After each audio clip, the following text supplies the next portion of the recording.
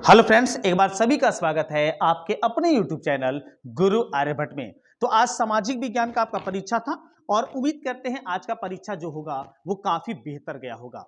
तो आइए जल्दी से एक बार हम लोग जुड़ के और अपने आंसर की का मिलान करते हैं कि आप आज के परीक्षा में कुल कितने प्रश्नों का सही जवाब दिए हैं।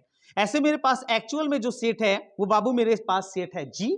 आपके पास कोई भी सेट हो, ए से लेकर जे तक कोई भी सेट हो, आप वीडियो को पॉज करके एकदम सही और सटीक आंसर का मिलान कर सकते हैं और ये निर्णय ले सकते हैं कि आज के परीक्षा में ऑब्जेक्टिव प्रश्नों के कुल सीरीज में कुल कितने प्रश्नों का आप सही जवाब दिए हैं और कितने प्रश्न आप गलत कर पाए हैं। क्योंकि आज जो भी हम आपको बताएंगे यहां 100% शुद्ध और सटीक बताया जाएगा। कोई भी प्रश्न गलती से भी गलती एकदम नहीं होगा।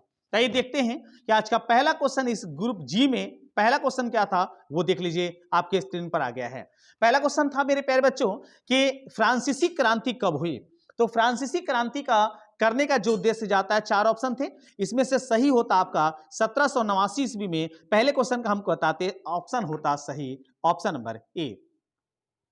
चलिए, काफी आसान प्रश्न थे लेकिन कुछ ऐसे भी क्वेश्चन थे जो थोड़ा सा आप लोग के लिए टफ होगा। तो एकदम सही सही क्वेश्चन का मिलान कर लीजिए और देखिए कि आज के प्रश्नों में आप कुल कितने प्रश्नों का सही जवाब दे के आए हैं।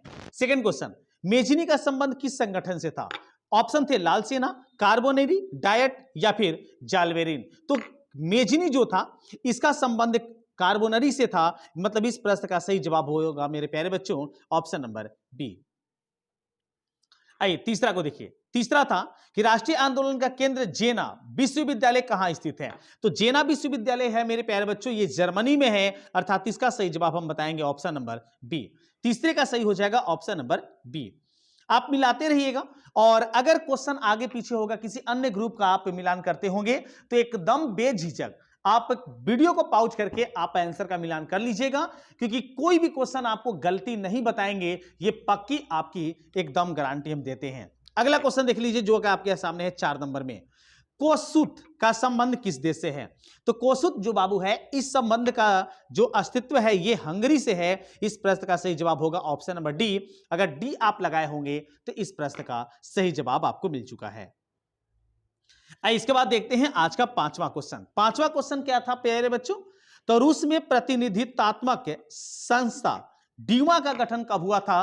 तो ड्यूमा का गठन के लिए 4 ऑप्शन थे 1861, 1867, 1905 और 1970। तो इसमें अगर सही आंसर मिलाएंगे तो आपका सही हो जाएगा ऑप्शन नंबर सी 1905 ईस्वी। ऑप्शन 5 का सही हो जाएगा ऑप्शन नंबर सी।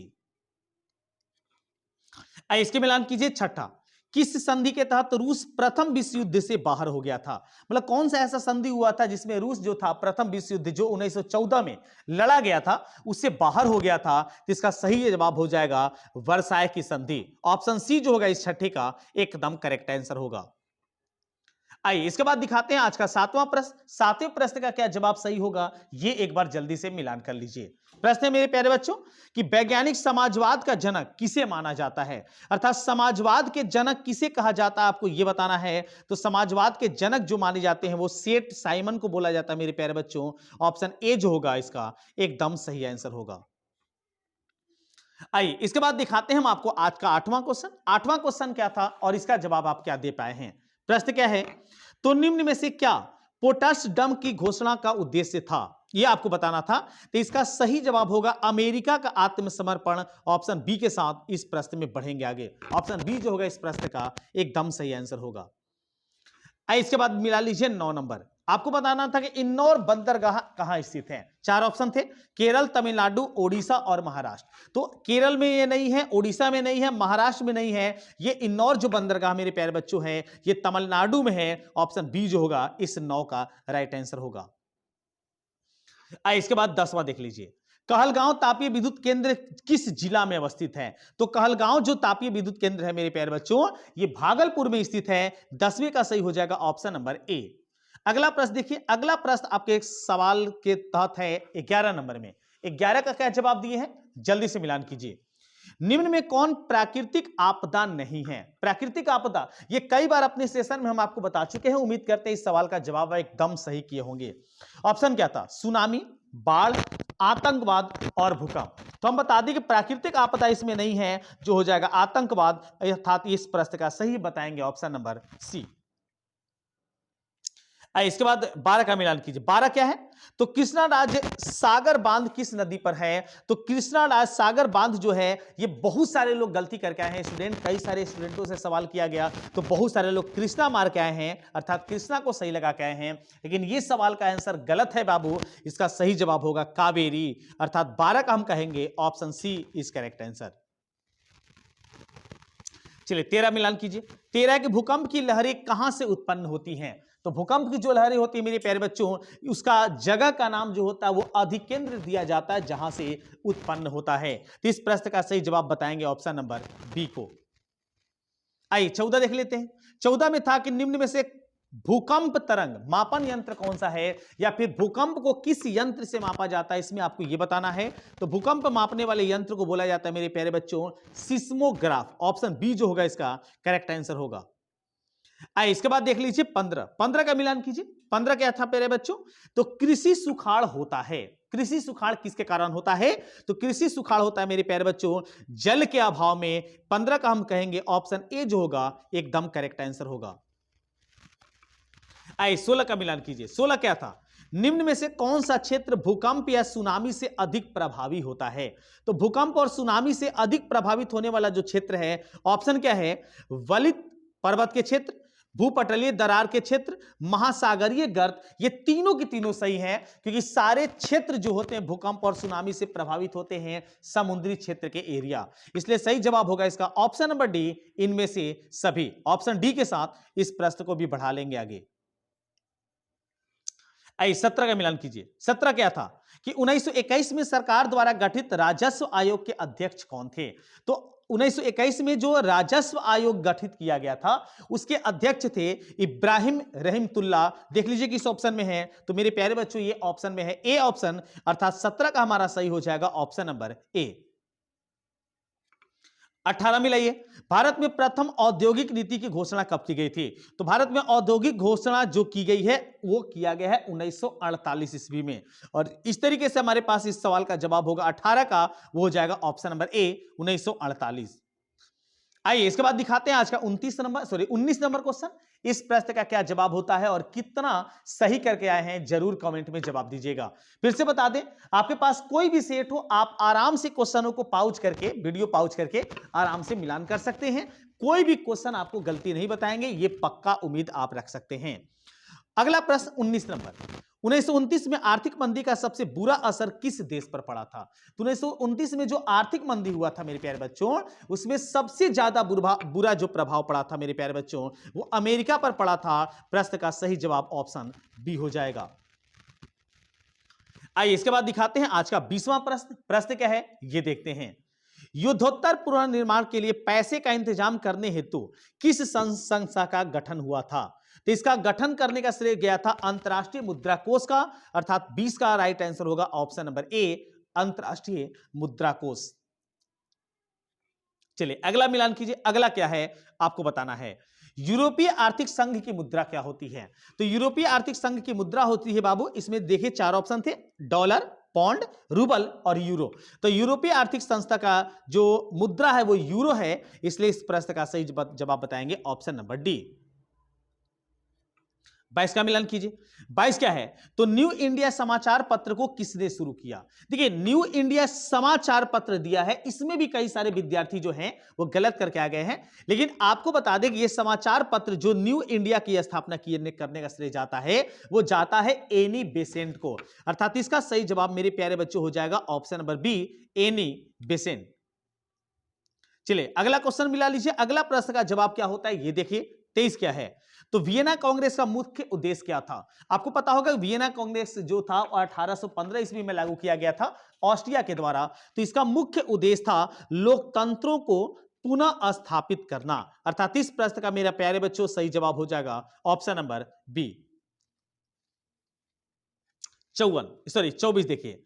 सिकंदर कहां का निवासी था? देखिए काफी आसान क्वेश्चन। तो यहां पर कुछ क्वेश्चन तो आसान भी थे और कुछ क्वेश्चन ऐसे भी थे जो थोड़ा सा टफ थे, और पहले सीटिंग का जो पेपर था वो थोड़ा ज्यादा आसान था सेकंड सीटिंग की अपेक्षा, लेकिन फिर भी क्वेश्चन मिला जुला के ठीक थे। आप आराम से 40 प्रश्नों का सही कर लिए होंगे, हमें पक्का उम्मीद है आपसे।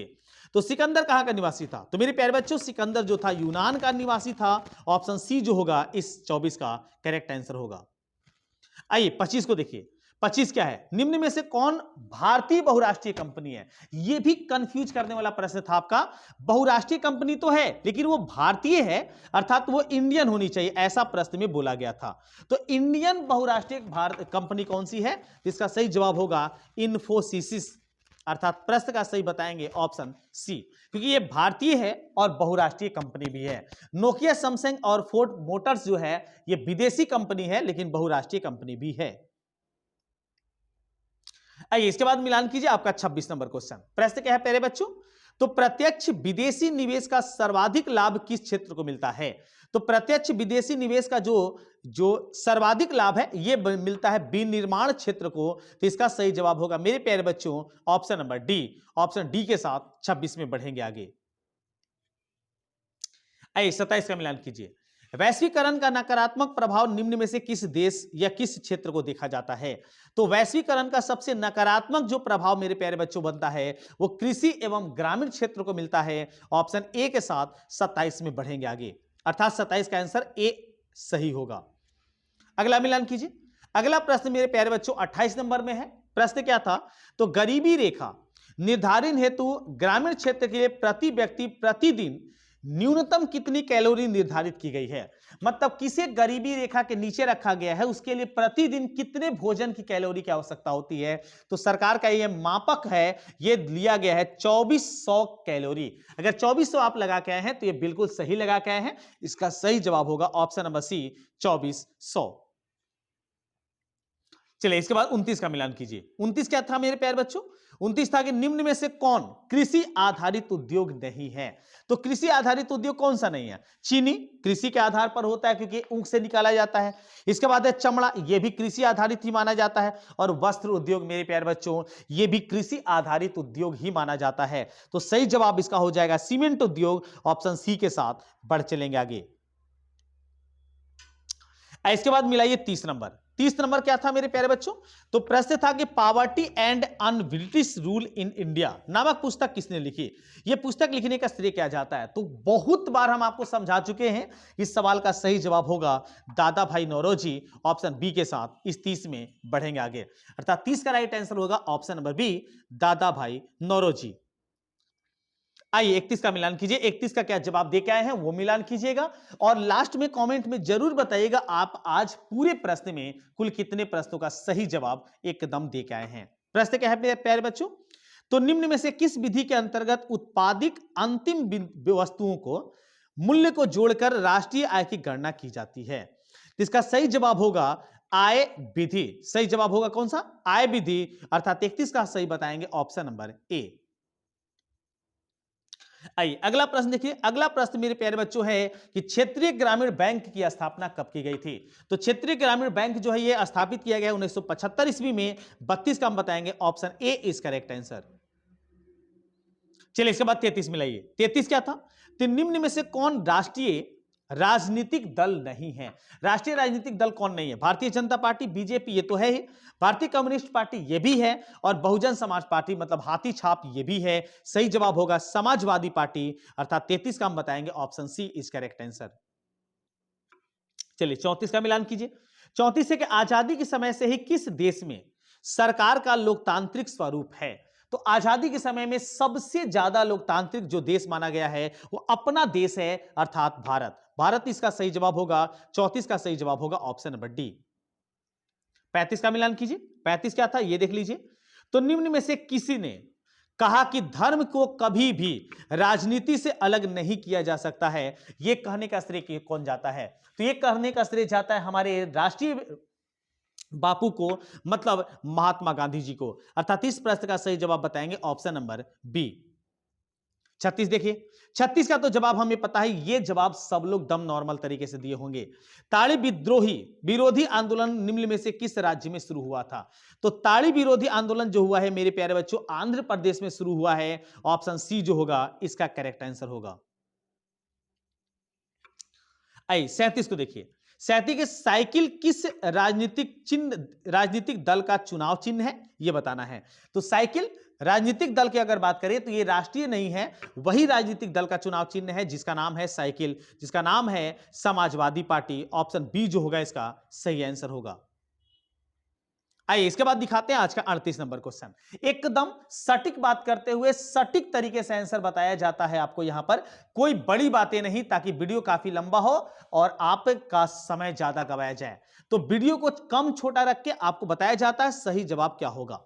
संविधान का अनुच्छेद 40 किससे संबंधित है? तो ये मेरे प्यारे बच्चों समानता का अधिकार से संबंधित है। ऑप्शन ए जो होगा 38 का सही जवाब होगा। आइए 49 को मिलाइए, सॉरी 39 को। वेस्ट इंडीज में संघ की स्थापना कब की गई थी? तो वेस्ट इंडीज में संघ की स्थापना की गई है मेरे प्यारे बच्चों 1958 ईस्वी में। सही जवाब होगा ऑप्शन नंबर ए 1958 ईस्वी। 40 देखिए, ऐसे इतना ही तक क्वेश्चन करना था, लेकिन पूरे 80 क्वेश्चन हम आपको बताएंगे, वो भी सटीक और सही। अगर आप किसी दूसरे ग्रुप से हैं तो जरूर वीडियो को पॉज करके मिलान करते रहिएगा। निम्नलिखित में कौन संघों के साथ आने का उदाहरण नहीं है? संघों के एक साथ आने का उदाहरण नहीं है, तो यह उदाहरण मेरे पास है मेरे प्यारे बच्चों। इसका सही जवाब होगा स्विट्जरलैंड। ऑप्शन सी जो होगा इस 40 का करेक्ट आंसर होगा। 41 मिलाइए। 41 के निम्न में कौन सा खाता विशेष रूप से व्यापारियों के लिए है? मतलब आपको यह बताना है कि कौन सा अकाउंट जो है वो ट्रेडर्स के लिए है। तो यह आवर्ती जमा होता है, जो प्रतिदिन वो एक एक नियमानुसार आवर्त जमा करते हैं। यह ऐसा अकाउंट खोला जाता है व्यापारियों के लिए। ऑप्शन डी जो होगा इसका सही आंसर होगा। चलिए 42 को मिलाइए। 42 में है कि मनरेगा कार्यक्रम की शुरुआत किस राज्य में हुआ था? तो मनरेगा सबसे पहले बाबू मेरे राजस्थान में शुरू किया गया है। ऑप्शन ए जो होगा इसका सही आंसर होगा। 43 देख लीजिए। 43 है कि औद्योगिक उत्पादनों की गुणवत्ता सुनिश्चित करने के लिए किस मानक चिन्ह का प्रयोग किया जाता है? तो इसमें चिन्ह प्रयोग किया जाता है आईएस मार्क, आईएसआई मार्क जो दिया गया ऑप्शन नंबर सी में। 43 का सही होगा ऑप्शन नंबर सी। 44 को देख लीजिए। 44 आपके सामने है कि राष्ट्रीय उपभोक्ता दिवस कब मनाया जाता है? तो राष्ट्रीय उपभोक्ता दिवस बाबू मेरे मनाया जाता है 15 मार्च को। ऑप्शन ए जो होगा इसका करेक्ट आंसर होगा।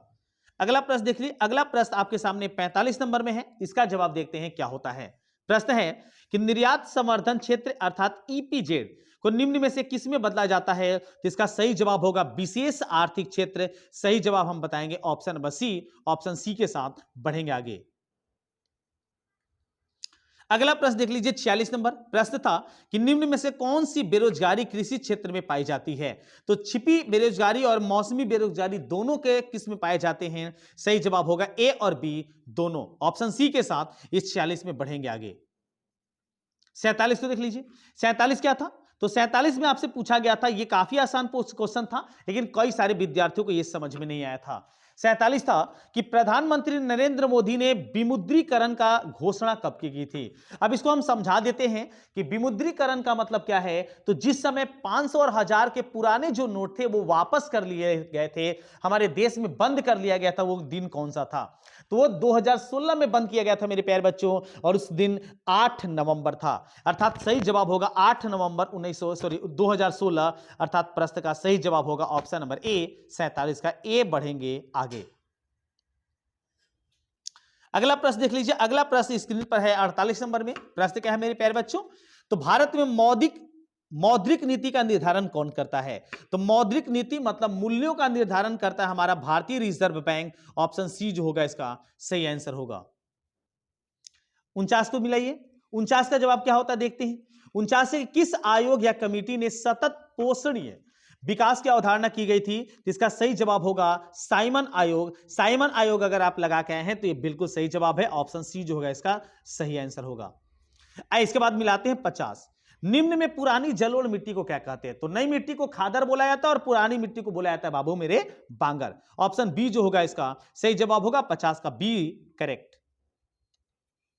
51 का मिलान कीजिए। प्रथम राष्ट्रीय जल निधि या नीति कब लागू की गई थी? तो प्रथम राष्ट्रीय जल नीति जो लागू किया गया है मेरे प्यारे बच्चों, यह लागू किया गया है सितंबर 1987 ईस्वी में। जो दिया गया किस ऑप्शन में? ऑप्शन नंबर सी में। ऑप्शन सी जो होगा 51 का सही होगा। आइए 52 को मिलाइए। 52 जो है कि जिम कॉर्बेट राष्ट्रीय उद्यान कहां स्थित है? तो जिम कॉर्बेट जो हमारे देश का सबसे बड़ा उद्यान है, राष्ट्रीय उद्यान है, और यह स्थित है उत्तराखंड या उत्तरांचल में। ऑप्शन ए के साथ 52 में बढ़ेंगे आगे। अर्थात ऑप्शन ए जो होगा 52 का सही होगा। चलिए इसके बाद मिला लीजिए जल्दी से 53। भारत का सबसे छोटा जैव मंडल रिजर्व कहां है? तो जैव मंडल रिजर्व वो भी सबसे छोटा जो है मेरे प्यारे बच्चों, सुंदरवन तो ये सबसे बड़ा है। ये आप अगर किए होंगे तो एकदम गलत किए हैं। इसका सही जवाब होगा ग्रेट निकोबार। ऑप्शन सी जो होगा इस 53 का एकदम सही जवाब होगा। 54 मिलाइए। 54 का जवाब क्या होता है ये देखते हैं। प्रश्न था कि क्यूनाइन का उपयोग होता है, तो क्यूनाइन जो मेरे प्यारे बच्चों होता है ये टीबी सॉरी माफ कीजिएगा मलेरिया के उपचार के लिए होता है मेरे प्यारे बच्चों। ऑप्शन ए जो होगा इसका सही जवाब होगा। 55 का मिलान कीजिए।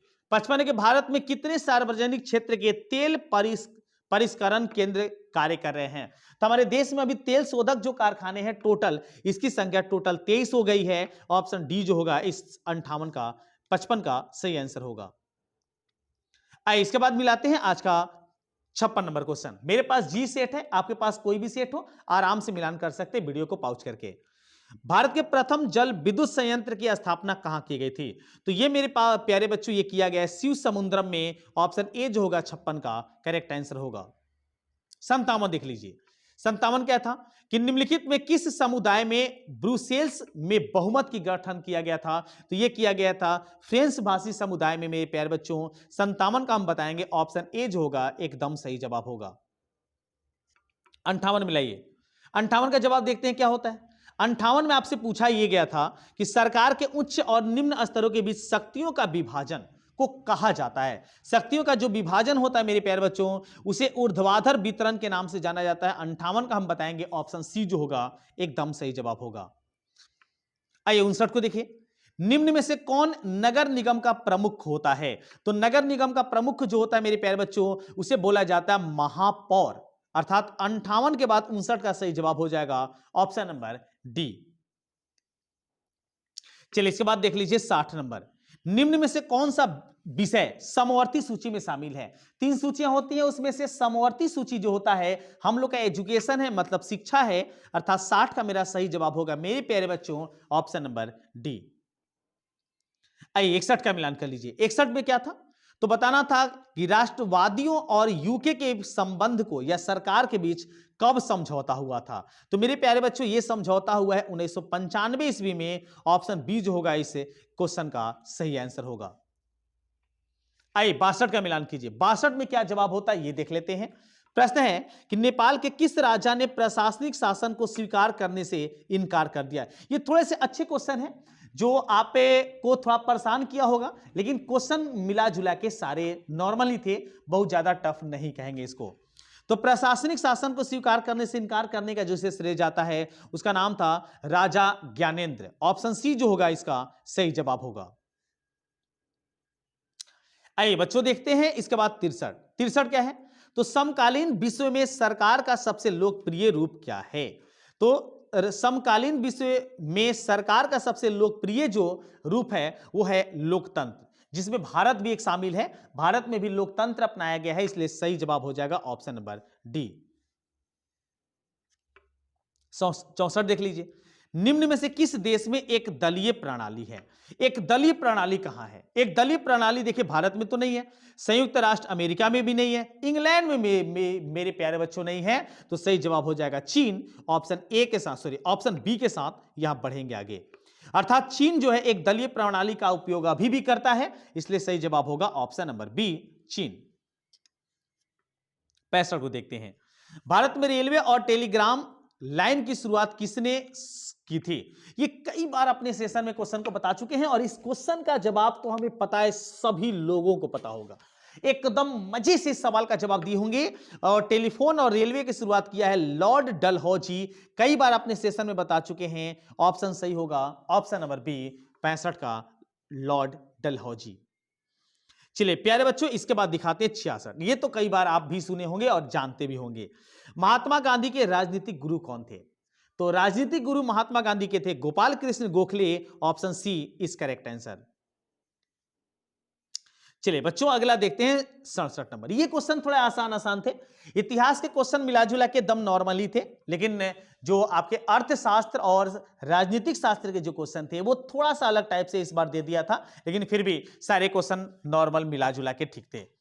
चौरा चौरा चौरी चौरा हत्याकांड के बाद किस आंदोलन को स्थगित किया गया था? तो महात्मा गांधी के द्वारा 1922 ईस्वी में चौरा चौरी कांड के बाद असहयोग आंदोलन को बंद कर दिया गया था। 67 का जवाब होगा ऑप्शन नंबर ए, असहयोग आंदोलन। इसके बाद देखिए 68, लाल कुर्ती नामक संगठन का गठन किसने किया था? तो लाल कुर्ती ये जो संगठन है इसकी स्थापना करने का श्रेय जाता है मुख्य रूप से मेजनी को। 68 का हम जवाब देंगे, सही जवाब होगा ऑप्शन नंबर ए। आइए इसके बाद देखते हैं 69 नंबर क्वेश्चन बाबू।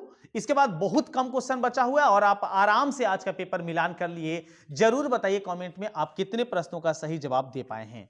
लखनऊ समझौता किस वर्ष हुआ था? काफी आसान क्वेश्चन था, इसका जवाब हमको लगता है सबको पता होगा। लखनऊ समझौता किया गया है मेरे प्यारे बच्चों 1916 ईस्वी में। ऑप्शन ए के साथ 69 में बढ़ेंगे आगे।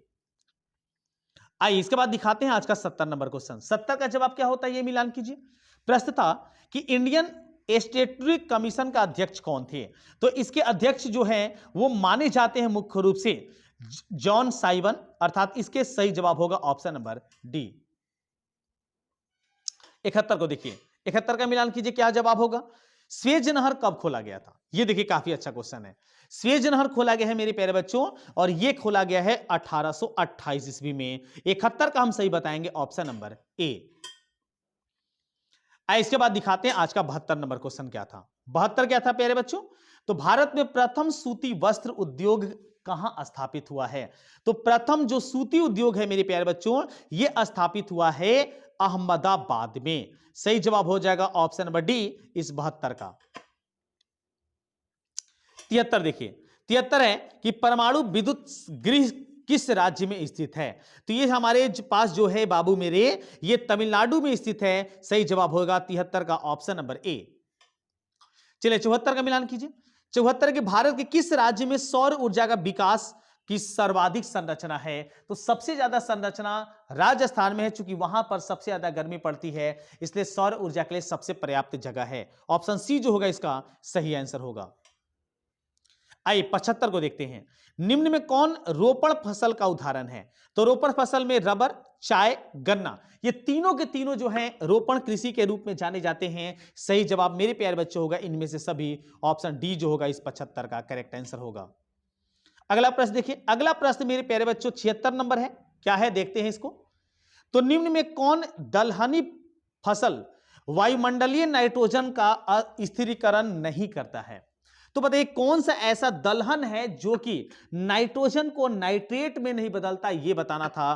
तो इसका जवाब कौन सा होगा देख लेते हैं। चना ये तो करता है, मटर ये भी करता है मेरे प्यारे बच्चों, मूंग ये भी करता है। तो सही जवाब हो जाएगा ऑप्शन नंबर डी राजमा।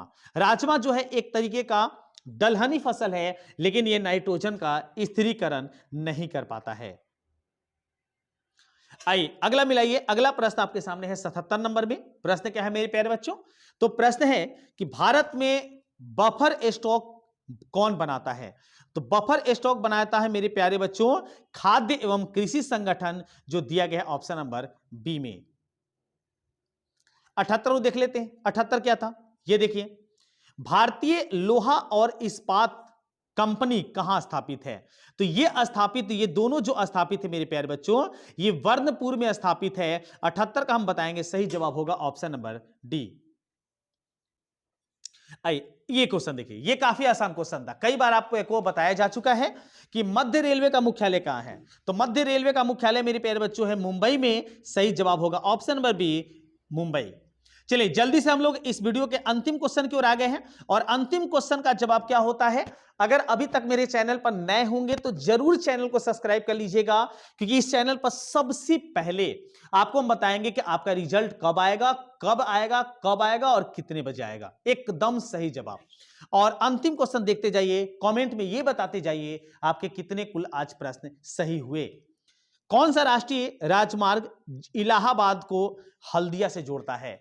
तो इलाहाबाद को हल्दिया से जोड़ने वाला जो राजमार्ग है मेरे प्यारे बच्चों वो है राष्ट्रीय जलमार्ग संख्या 1। ऑप्शन ए जो होगा 80 का सही आंसर होगा। तो उम्मीद करते हैं वीडियो काफी ज्यादा पसंद आया होगा। वीडियो को लाइक करें, सभी दोस्तों में शेयर करें। मिलते हैं अगले वीडियो में कुछ और नए टॉपिक के साथ। तब तक सभी को वंदे मातरम।